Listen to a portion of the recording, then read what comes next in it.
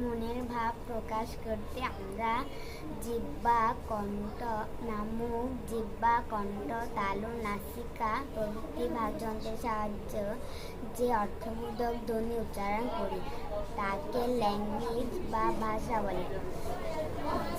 Grammar কাকে বলে? যে বই পড়লে ভাষা শুদ্ধভাবে পড়তে, লিখতে, বলতে পারা যায় তাকে গ্রামার বা ব্যাকরণ বলে।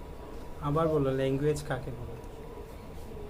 মনের ভাব প্রকাশ করতে আমরা মুখ, জিহ্বা, কণ্ঠ, তালু, নাসিকা প্রভৃতি বাকযন্ত্রের সাহায্যে যে অর্থবোধক ধ্বনি উচ্চারণ করি তাকে ল্যাঙ্গুয়েজ বা ভাষা বলে।